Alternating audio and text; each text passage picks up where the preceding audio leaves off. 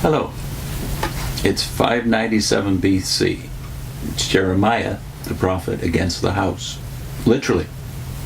A decade before Jerusalem is destroyed. A legitimate king on David's throne, Jeconiah, or Jehoiachin, is in exile. A puppet of Babylon, Zedekiah, is now on the throne. Daniel and Ezekiel are also in exile, and there may be three other prophets around somewhere. Nahum, Habakkuk, and Zephaniah are canonized in the Bible and living around that period, but there's no evidence they lived near Jerusalem, nor that they served near Jerusalem, or that Jeremiah even knew them. So Jeremiah is on his own and against everyone, and everyone's hand is against him. If God has an organization on earth, it's apostate Judah and Jerusalem. The house which Jeremiah is against is the Temple of Solomon, which, of course, God had authorized. God's only legitimate worship center on earth, according to the prophets themselves. So let's get our Jehovah's Witness minds around this, that if God did have an organization on earth, i.e. Israel, it's apostate religiously.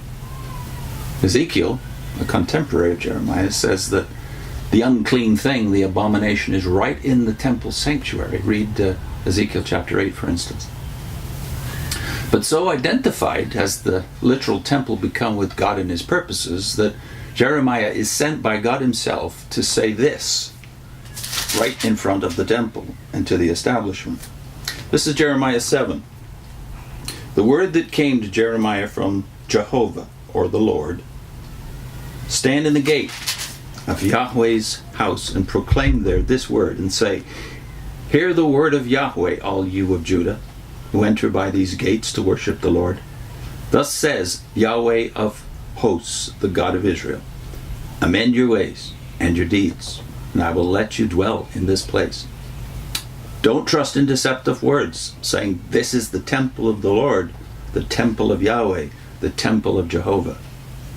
For if you truly amend your ways and your deeds, if you truly practice justice between a man and his neighbor, if you do not oppress the alien, the orphan, or the widow, do not shed innocent blood in this place, nor walk after other gods to your own ruin, then I will let you dwell in this place, in the land that I gave to your fathers forever and ever. So God says through Jeremiah that it is true that he has one place on earth that is legitimate for worship. It's true, but don't take it for granted. King Zedekiah, who the Watchtower says is sitting on Jehovah's throne, not just David's, in Jerusalem, he treats Jeremiah as an apostate, a traitor. Denies, after all, Jeremiah denies that God has a place and a single structure on earth at this point. In fact, he's actually denying that Zedekiah is a legitimate ruler. He's saying that Zedekiah is no longer the servant of Jehovah in any sense.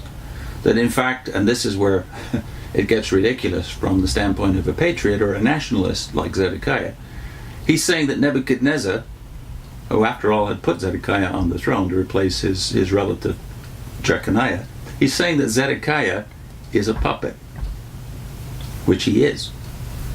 So read Jeremiah 25 to 29, especially chapter 27, where it's put in these terms that Nebuchadnezzar, a pagan, is now Jehovah's legitimate servant.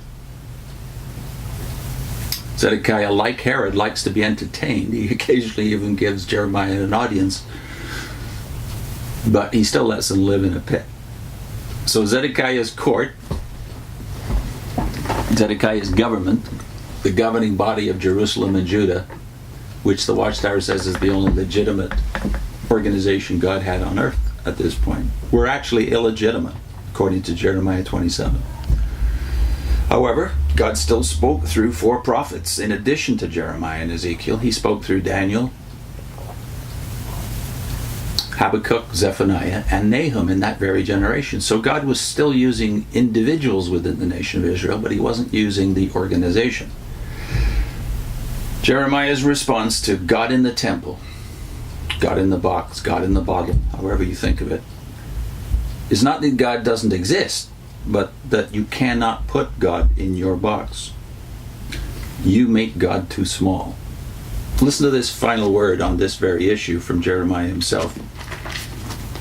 This is a divine message again given through Jeremiah to the apostate kingdom of Judah.